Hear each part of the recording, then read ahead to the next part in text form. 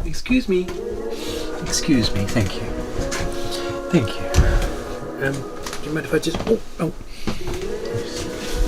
Yes. Yeah.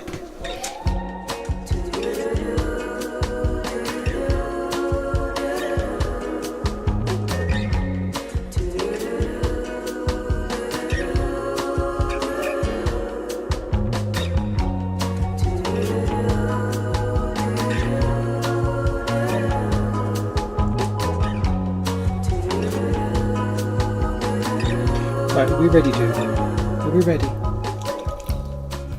We're ready. Hello, a couple of years ago I made a video about choosing between a campervan and a caravan. I'll leave a link to that video in the description below. It's still very current.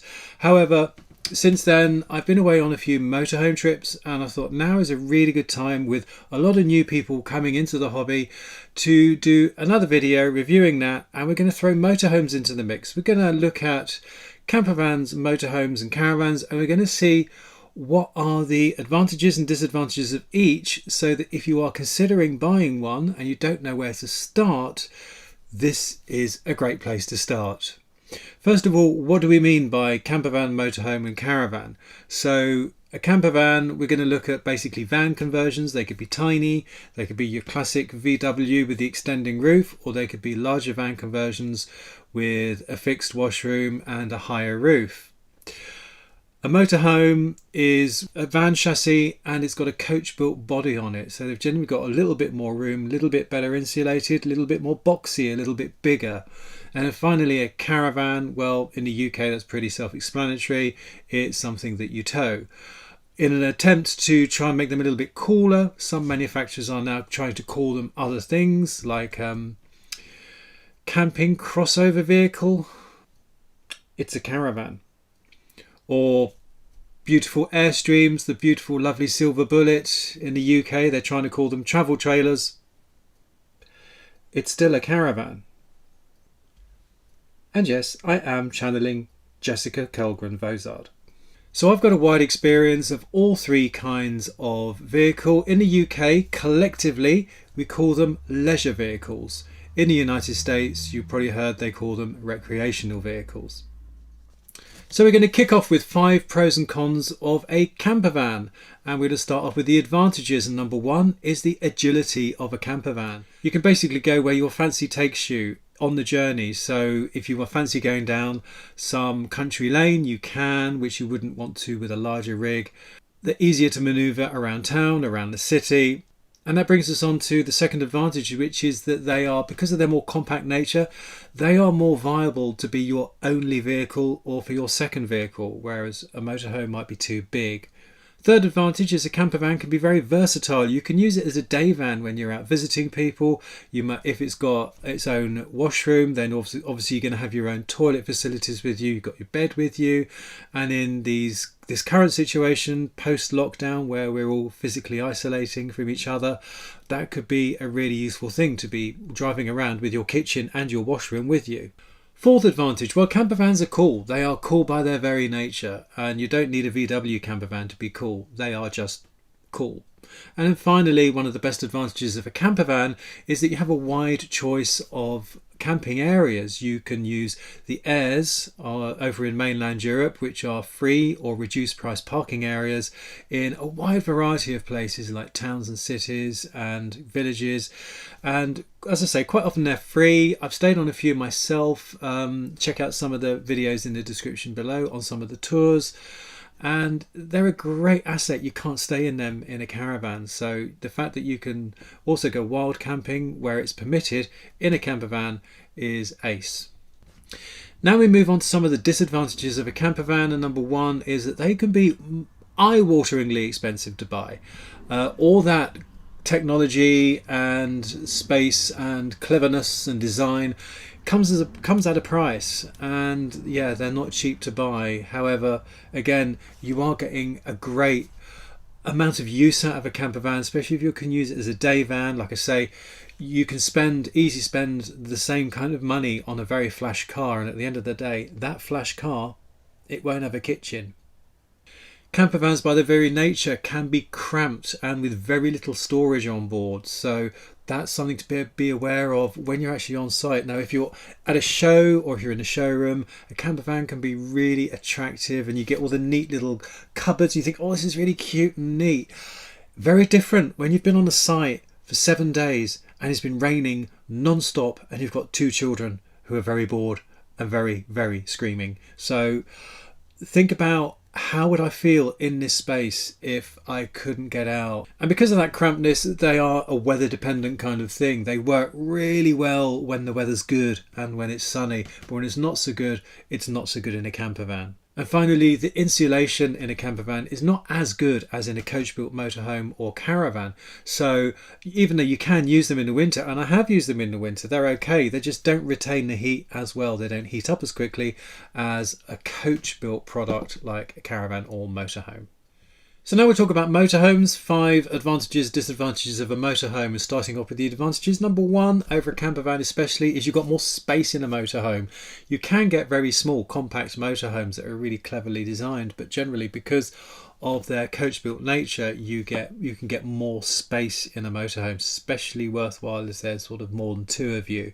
Unlike caravans, motorhomes and campervans are easy to set up on site. Yes, you still do have to fill them up with water, but they are easier to set up on site. They can be less easy to level than a caravan, but generally it's handbrake on, turn the driving seats around and you're done.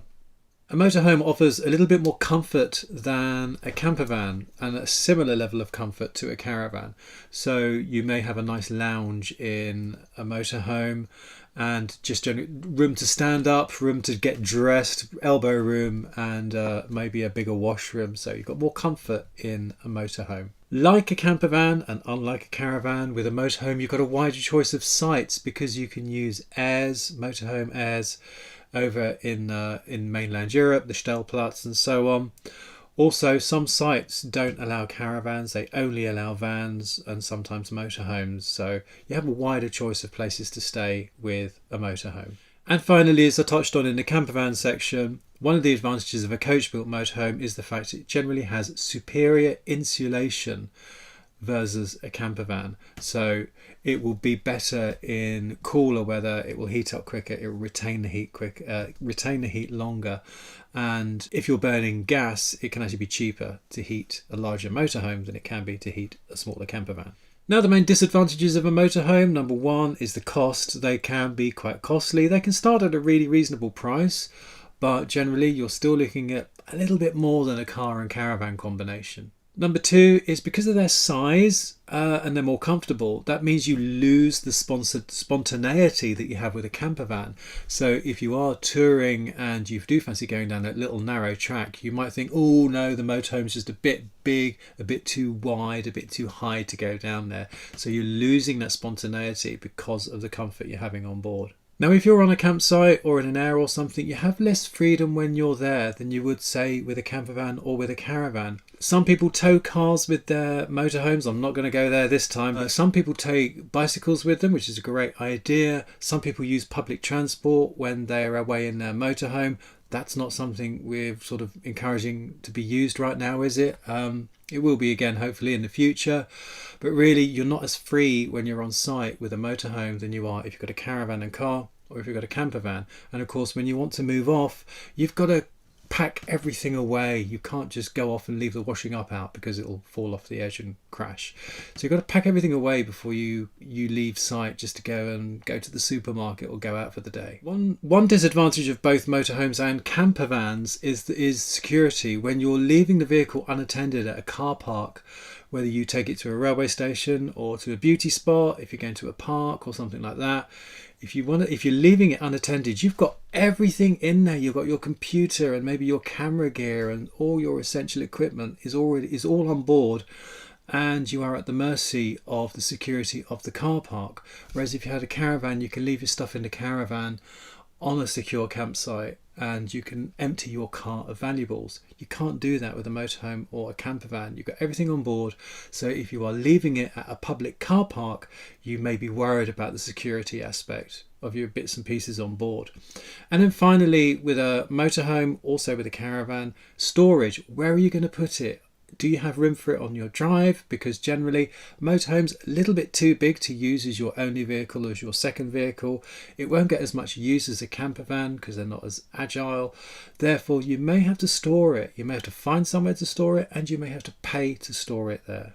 And then finally, we move on to Caravan and the advantages and disadvantages of that. And we start with the advantages, of course, and that is the first one, the main one, is that they are the cheapest option of the three, especially if you've got a car that's already suitable to tow. Yes, of course, you can spend more on a Caravan than you can on a Campervan.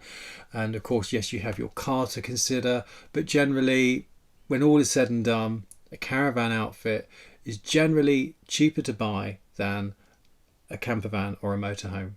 And then one of the great things about going away with a Caravan is that once you're on site, you've got the use of your car. So you can go out and about for day trips. You're not encumbered by packing everything away. You're not worried about security. You've got the use of your car when you're on site.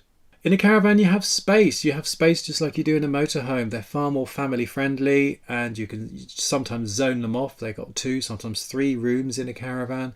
So you have all that space, which can make for a far more relaxing time away than being cooped up in a tiny little space. Combined with that space, you've got superior insulation, so that will increase your touring season, maybe even all year round.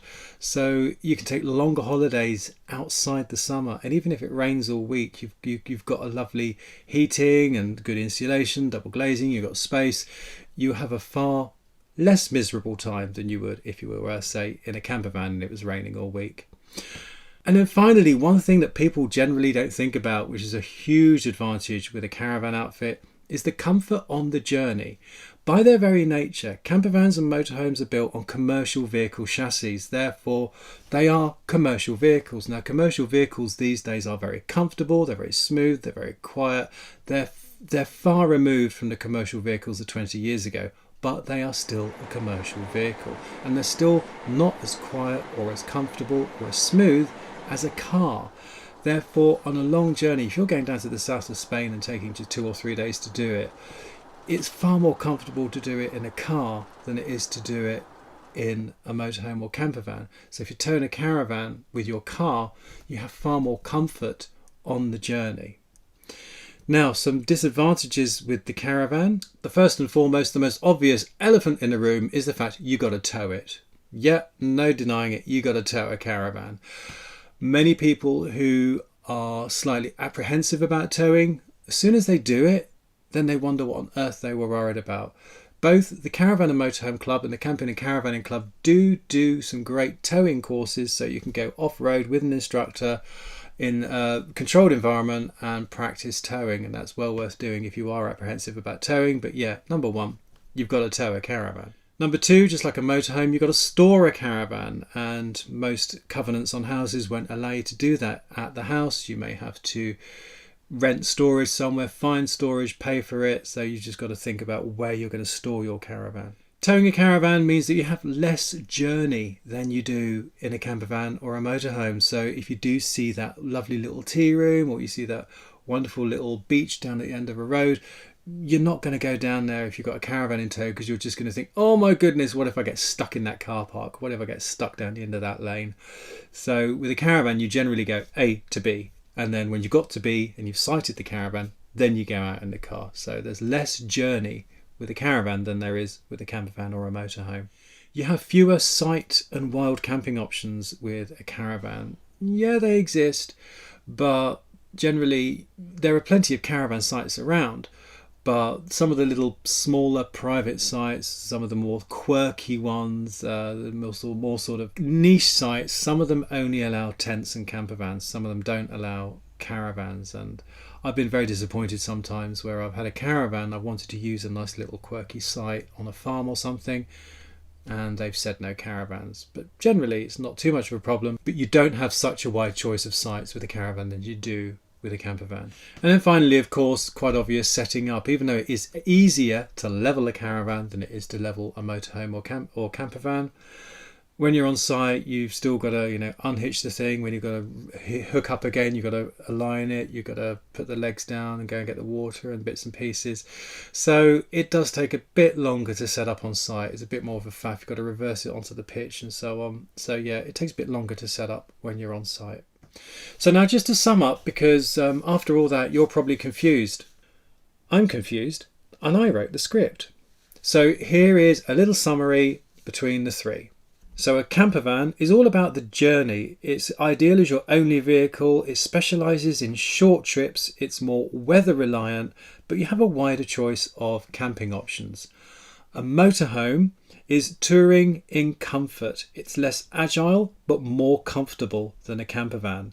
It gives you a longer touring season because of the better insulation, and it's more limited when you're on site than say a caravan or a campervan because it's more of a faff to pack down and go out for the day. A caravan is less about the journey, but it's more about the destination and it's more about comfort. It's better suited for longer stays than a campervan, and you have the flexibility of the car, both to make the journey more comfortable and for day trips when you're out and about on site. So really they're your options, and there is no one choice that's better than the other because it's all about you. It's about what you want, what your needs are. It's not about the vehicle. As I say, a caravan is not better than a motorhome. A campervan is not better than a caravan. Nothing is better than the other. They're all unique. That's why there is such a big choice. It's all about you and your specific needs. So this has just been a little introduction about the three kinds of vehicles you might want to consider. Now, another thing to be very mindful of is what you are entitled to drive or to tow. And for that, I'm going to direct you to the Caravan and Motorhome Club page. A link is in the description below, and that tells you about when you passed your driving test and what you may legally drive in terms of campervan, whether it's up to or over 3.5 tons, and about towing a caravan, again, how much you can tow depending on when you passed your driving test. So rather than bamboozle with you that now, I'm going to leave a link to that page in the description below. Also, I'm going to link to a few YouTube channels and playlists of my own so that you can go a little bit deeper into this. Now, I've done some trips in all three kinds of vehicles, so I'm going to leave those playlists of those trips in the description below, so please check them out. Also check out some of my reviews, because even if you're not interested in the vehicle that I'm reviewing at the time, it will give you ideas, pointers, things to look at when you're out buying your first leisure vehicle. And then finally, some of my favourite YouTube channels for people who are thinking of taking the plunge. First of all, if you're thinking of doing your own conversion and building your own campervan from a van and doing your own, then do check out Vandemonium, David's channel. That's fantastic. Also, do check out Nate Murphy. He's got a lovely channel as well. Really good, very popular, and he's done a great conversion too. So check those out. If you're more interested in motorhomes and van conversions, then there are 3 channels I'd really recommend you check out. Number 1 is A Bus and Beyond, Sean and Lizzie, and soon Plus One and Bentley. They have a VW California. They've done some great reviews on panel van conversions. And then also check out Bob Earnshaw. Bob and his wife Jenny, they've got a lovely channel. They do a lot of motorhome focused content. You'll find a lot of value in Bob Earnshaw's channel. And then finally, on the motorhome front, a really interesting channel to follow is going to be Here We Tow. Jules and Karina, they've just finished a couple of years caravanning. They've just sold their caravan and they're going to go now to a motorhome. So we're going to get first hand how they've got on from transitioning from a caravan to a motorhome. So that's going to be really interesting. So give them a follow too. Finally, if you're into caravans, there are 2 channels I'd like to recommend. Number 1, of course, the daddy of them all, Dan Trudgeon. He's got some great beginners tips on his channel, and things that you're too frightened to ask, like how do you operate the toilet, things like that. So give Dan Trudgeon a follow. And then finally, Lost Weekends, my pal Phil and his wife Juliet. They've got a lovely channel. They've been caravanning a couple of years, and Phil's got some fantastic beginner tips on his channel. And with his background, he's got a professional background that he's applying to caravanning, so please give Lost Weekends a follow too. Again, links to all these channels in the description below. And of course, once you start watching those videos, YouTube will start suggesting things that you'll probably find interesting, and you can rabbit hole for days and days and days, and why not, because that's all part of the fun, isn't it? So I hope you enjoyed this video. I hope you found it useful. if you have any burning comments of your own, anything you would like to share with people who are considering and they still can't choose between a campervan, a motorhome or a caravan, please leave that in the comments below this video, and so people can share your knowledge, share your comments, and hopefully help out those people who are just bewildered by the amazing choice we have of leisure vehicles in this country. So thank you so much for watching. If you enjoyed this video, you know what to do, folks. Please give us a thumbs up, subscribe if you don't already, and it just leaves me to say from Dougal,